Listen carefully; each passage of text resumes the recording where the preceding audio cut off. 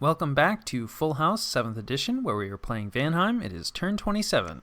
We are fighting Pangea, maybe going to be attacked. Yep, there you go, there's Kaelasa. So they're attacking one turn earlier than I was expecting. We don't really have a ton on the border, so yeah, I think they're probably just sending in a raiding force. We have some throne claims here.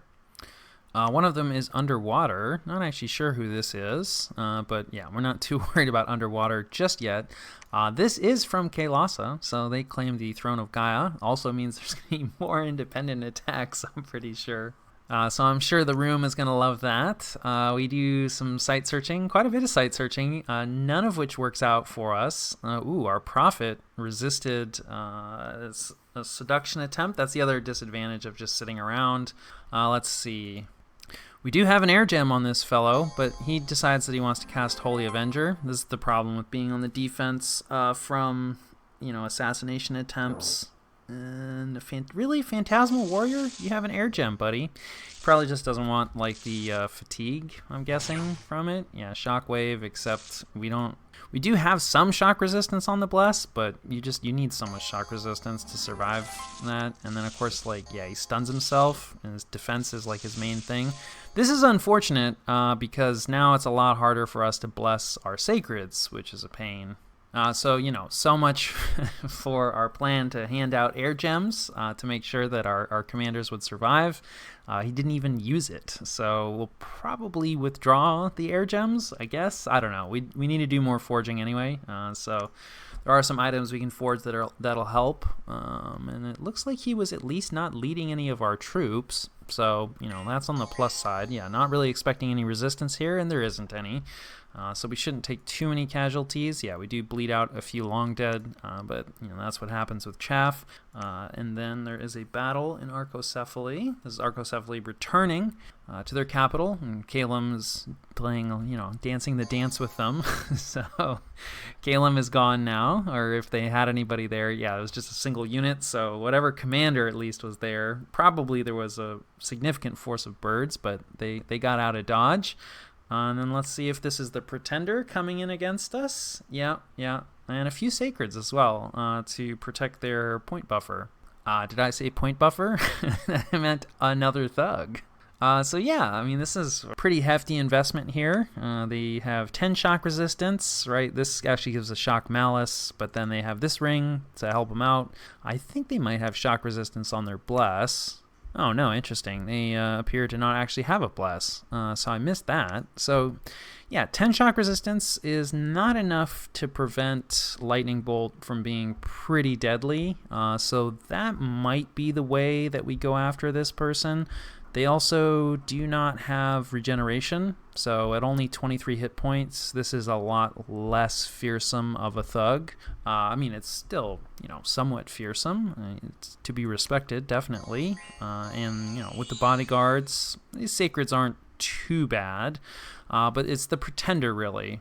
Right, with 273 hit points, 15 shock resistance. At that point, you're still not safe from Lightning Bolt, but the Pretender will be able to regenerate, right?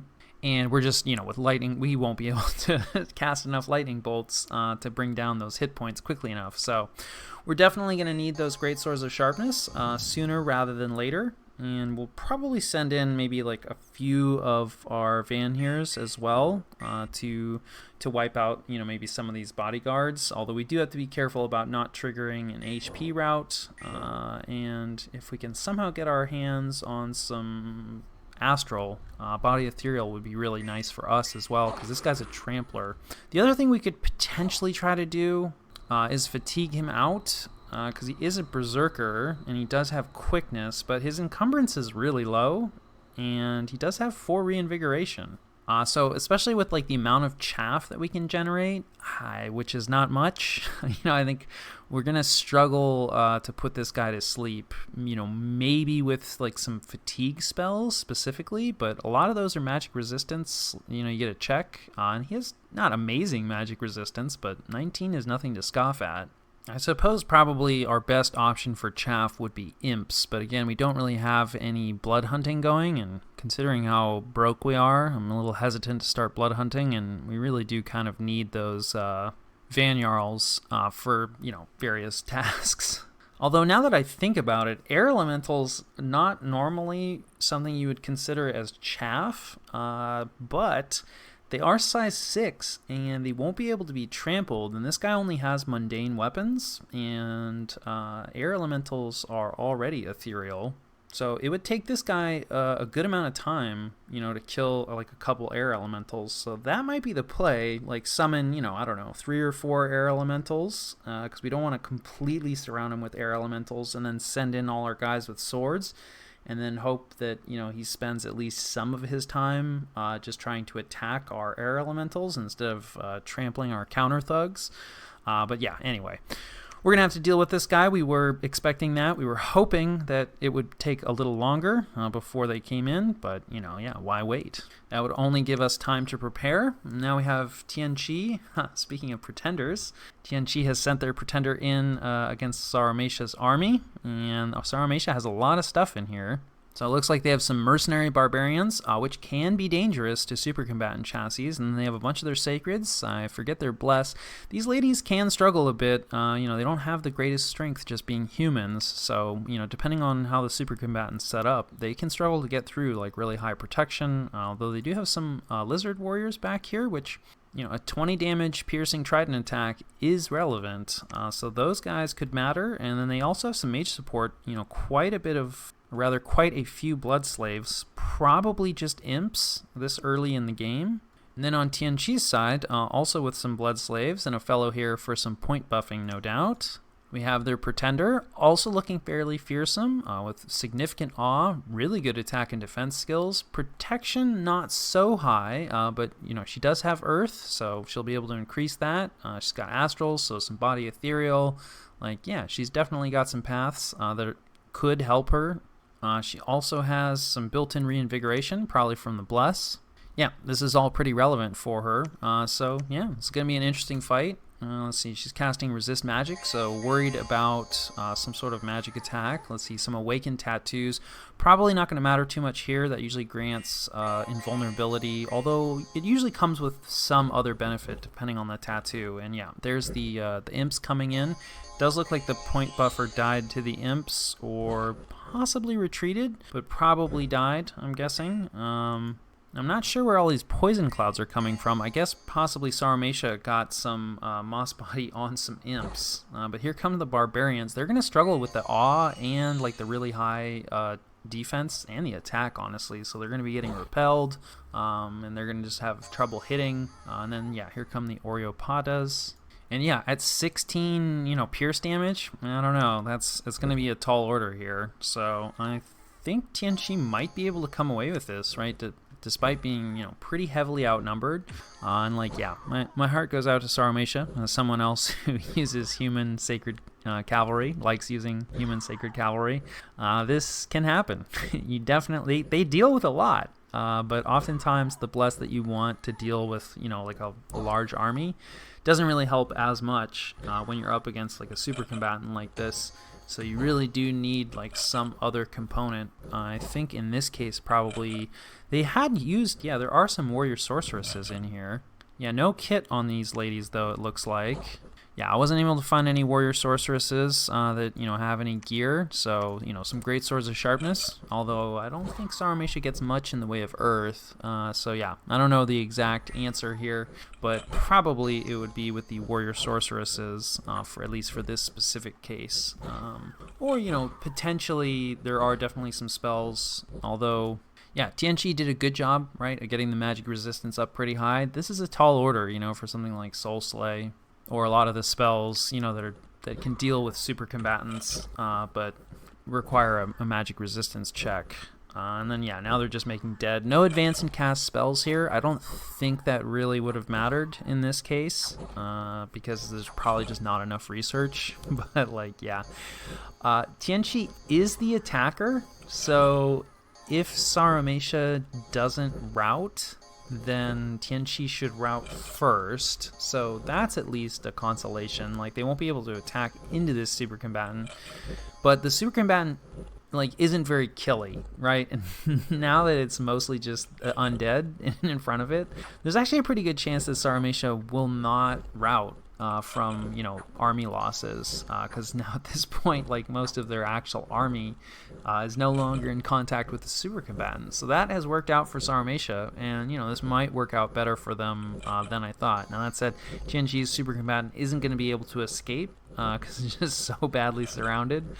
So eventually Sarmatia will be forced to retreat, and then it's just a question of can Sarmatia's units get off the field before Tianqi super combatant is able to cut a path out off the field. But either way, this is going to be kind of painful for Sarmatia because they took a decent amount of losses from their sacreds, I believe, and then the Oreopod are pretty fast, so they probably will make it off the field, and so that means that they're going to get scattered and you're going to lose some in the retreat. So even though I missed that Tianqi's super combatant could fly, so in that case it works out much better for Sarmatia, right? They don't get the retreat, but still I would say that that's overall probably better for Tianqi. I mean, they do lose a cap only mage, and it's pretty expensive one. I think he's cap only anyway. Regardless, it's an expensive mage. But Sarmatia loses, 2 of their warrior sorceresses as well as 12 of their sacreds. The rest of the casualties don't really matter as much, like the lizard warriors. They're actually a little on the expensive side, but not that bad. And then the barbarians are just mercenaries, so that's fine. But it looks like Sarmatia's basically in the same boat as us, where they have to, figure out an answer, to this super combatant. Otherwise, I think this war will turn against them. And then a worldwide event has occurred. Okay, Throne of Gaia, right. Yep, so it's awakening the forces, so buckle up, more independence. We'll hopefully claim the Throne of Bones here again and, keep things exciting for the room. And I'll catch you guys after the jump. All right, this is the situation and what we're doing about it. Things are not looking particularly good. Haven't looked particularly good all game long. Talked about how this build has not been great. It's been a bit of an anti-snowball, right? They didn't do that well early on, and then as a result, kind of falling. We look too appealing at all stages. So we are trying to do a little bit of counter rating against Kael'thasa, just with our random skeletons. This against 6 PD, I think, will work in most cases, so it really depends on what kind of investment Kael'thasa has put here. There's also the possibility Agartha has some stuff positioned on the border, and I haven't really chatted with Agartha in a little bit.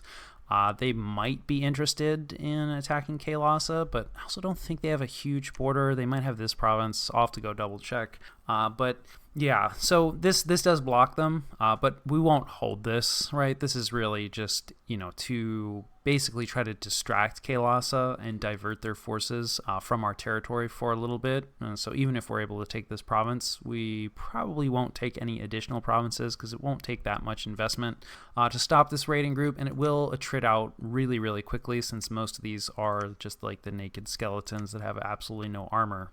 Otherwise, we're sitting still.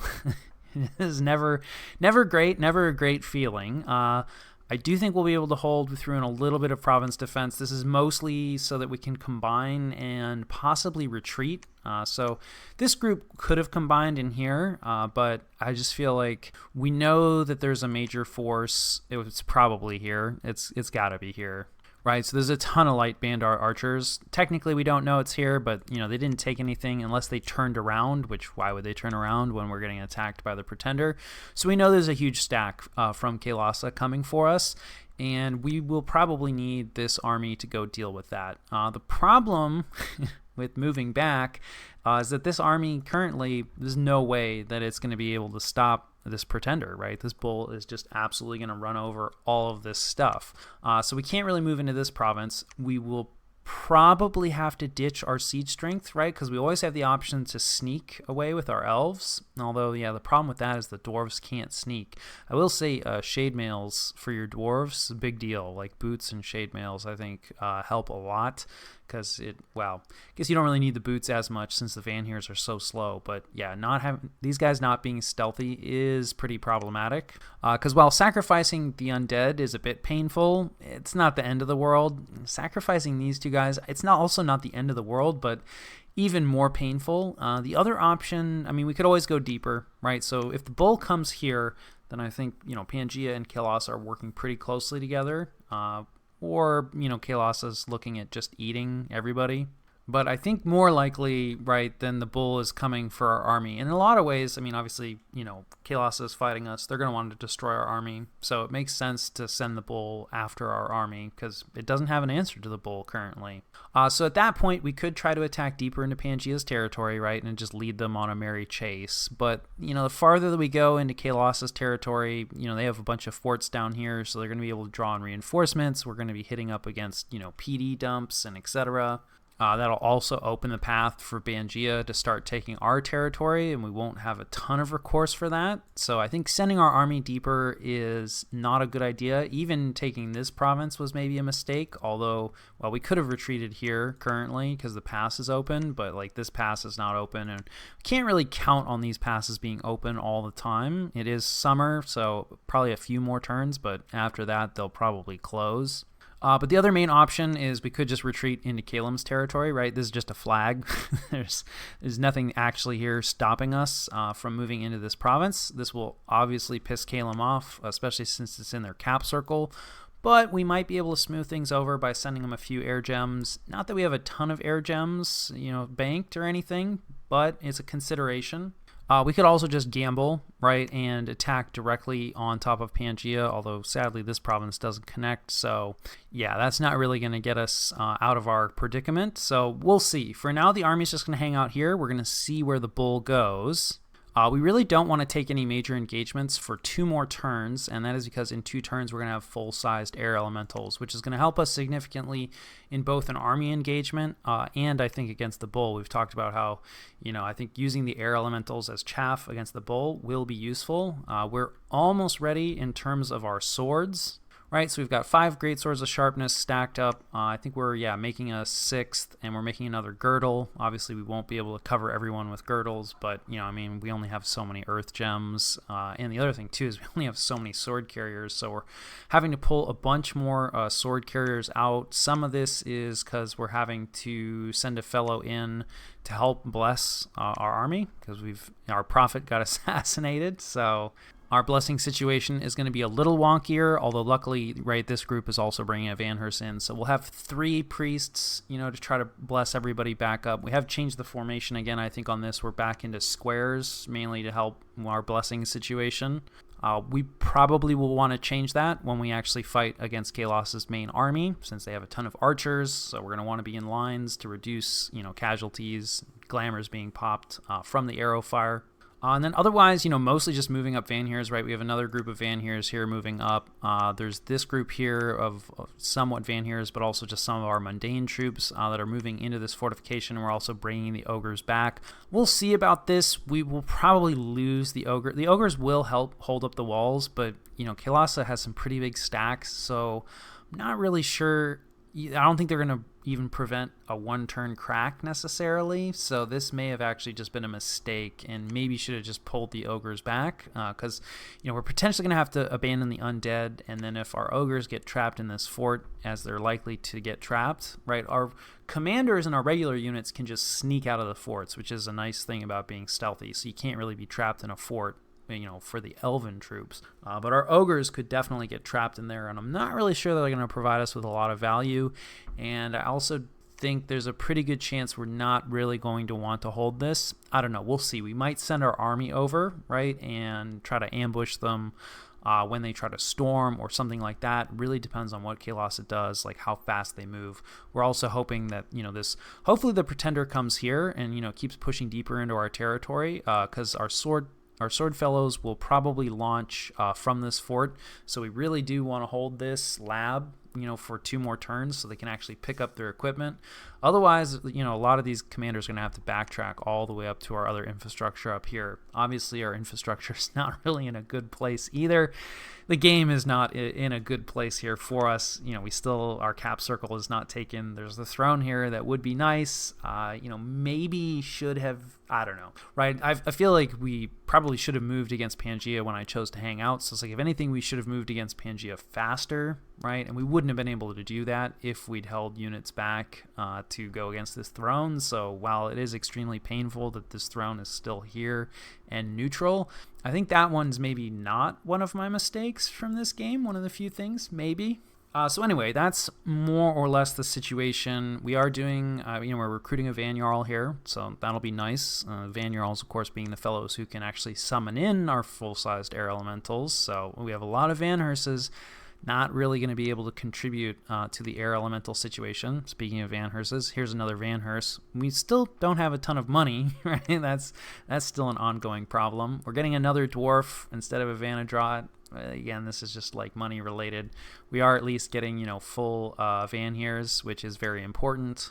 That's it as far as our troop production goes. So that side of things isn't fantastic. And I think that more or less covers, what we're up to and, what our situation is. In terms of like neighboring things, we saw this battle here. So, I mean, this war looks like it's still ongoing. We'll see if anybody else gets involved. And then, it looks like TNN has a fairly substantial border here with Kael'thasa, so they're probably someone to reach out to. I have not done that yet, but we will probably do that shortly. Like I said, I really am hoping to actually have like a tangible victory that I can present to TNN when I ask them to come in. I think that makes it a lot more likely that they're actually going to join the war versus just being like, hey, I need some help. Will you please come help me against your somewhat large neighbor? On the other hand, the longer that we take before reaching out, the more likely it is that TNN is just going to get involved in other things, right? So like maybe right now they're uninvolved and weighing their options, and if they knew that it's like, hey, like Vanheim, right, is fighting Kael'thasa. Kael'thasa has a lot of stuff on Vanheim's border. I'm going to have an ally built in. There's a throne right here. I can attack on the rear that, maybe us being a potential ally tips them in favor of joining this war instead of something else. So there is some risk in, not contacting them quickly. But on the flip side, I think there's also some risk of, contacting them and having nothing to show for it.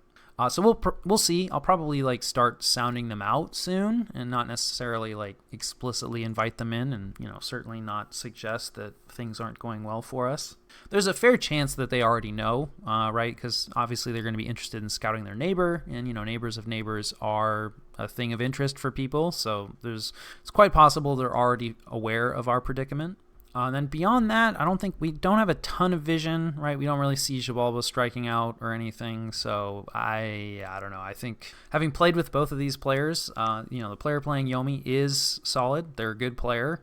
So I would say that Xibalba has their work cut out for them. Also, I think Yomi probably tends to be stronger earlier in the game, or maybe more mid-game once they get some forging online for their Dione. And then later in the game, I think things probably get a little tougher for them because their income just doesn't really come together. So early in the game, when nobody has a lot of territory and everyone's broke, then the fact that your stuff is really good matters more. Later in the game, when people are bigger but then you're still broke, it gets a little tougher. So at this point in the game, I think that probably nation-wise things are balanced a little more towards Yomi. So yeah, I have a feeling that we will not see Xibalba again, but you never know. Hopefully we'll be surprised there. And then we don't know too much, right, about the Femoria conflict, though we have caught the fact that Fomoria's capital is locked down and not cracked. So, and interestingly, has not been pushed off of this other Fomorian fort, which last we saw only had a scout on it. So may have brought up reinforcements, or Femoria may not realize yet, how weakly defended this sieging force is. But we are going to check out, what's on top of Fomoria's capital. So, we'll get an idea. Again, we are interested in as a potential counterbalance to Calum, who, at least for the moment, right, is still dancing this dance with Arcocephaly, which we are very grateful for. So yeah, I think that more or less covers turn 27.